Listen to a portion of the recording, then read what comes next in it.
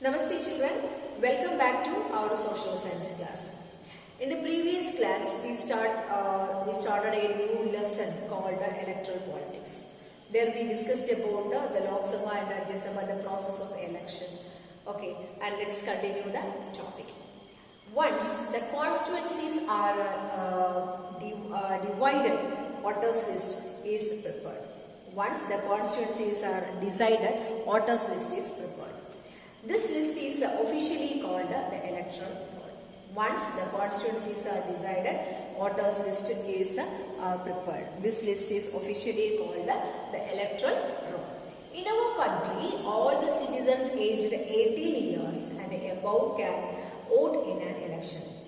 Okay, we already studied about the universal adult franchise.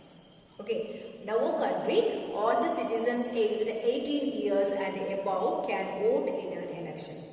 Every citizen has the right to vote regardless of his or her caste, religion or gender.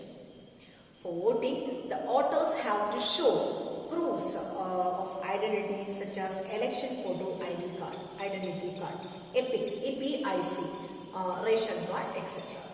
For voting, the voters have to show proofs. They want proofs of identity such as election photo, identity card, EPIC, ration card, etc.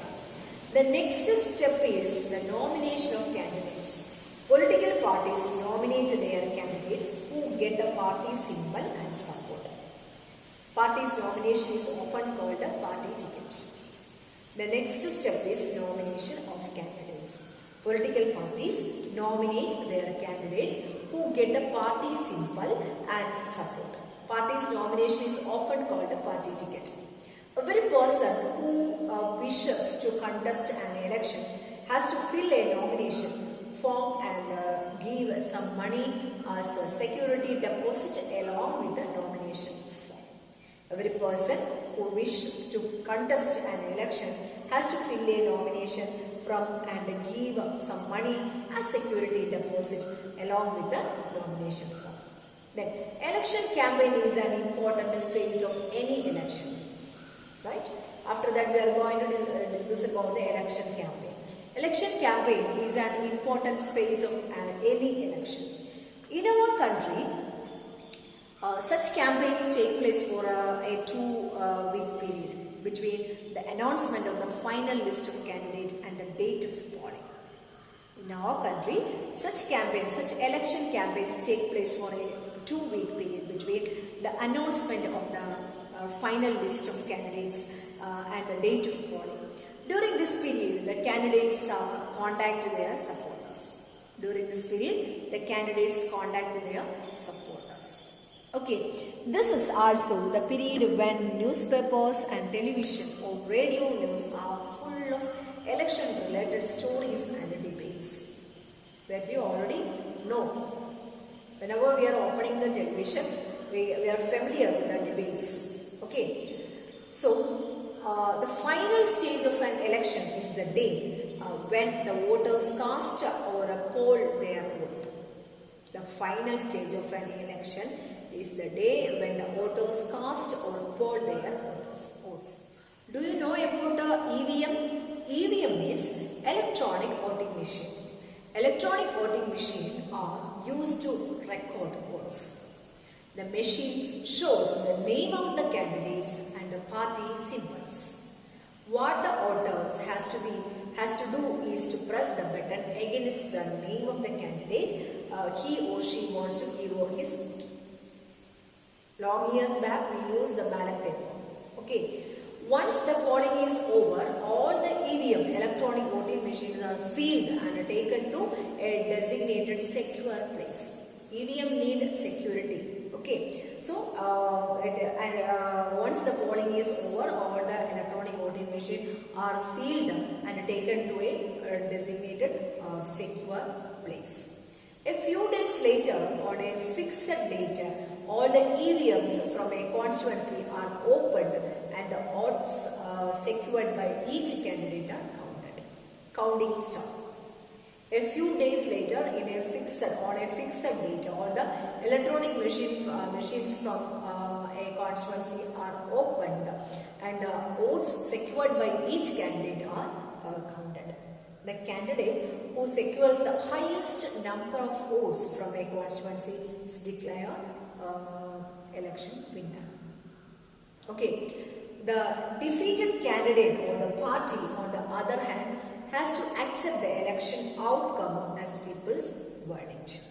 The defeated candidate or party on the other hand has to accept, they want to accept the failure, the election outcome as a people's verdict. Because our people selecting the representative, so we want to accept whether it is a success or a failure. Okay, in our country, elections are conducted by an independent, powerful election commission. Okay, the chief election commission is appointed by the President of India. In our country, elections are counted by an independent and powerful election commission. The Chief Election Commissioner is appointed by the President of India. The Election Commission of India enjoys wide-ranging powers. The Election Commission of India enjoys wide-ranging powers. It takes decisions on every aspect of conduct and control of elections, from the announcement of election to the declaration of a result. Okay, it will take the decisions on every aspect of conduct and control of elections, from the announcement of elections to the declaration of result. It implements the code of conduct and punishes any candidate or party that violate it. It implements the code of conduct and punishes any candidate or party that violate it. Do you know what is called a code of conduct? Yes, a set of norms and guidelines to be followed by political parties and contesting candidates during election period or election time. That is called a code of conduct. A set of norms and guidelines to be followed by political parties and contesting candidates during election time. That is called a code of conduct. So these are the important points of this lesson. In this lesson we discussed so many points related to election process. Okay, which are the process, different processes are there in election. So and we discussed about the importance of political parties, also we discussed. Okay, so these are the important points of this lesson. Kindly read the textbook carefully. So many one-word questions we will get from this lesson. You have to prepare the keynotes. Read the textbook carefully. We will meet in the online session. Namaste. Have a nice day. Thank you.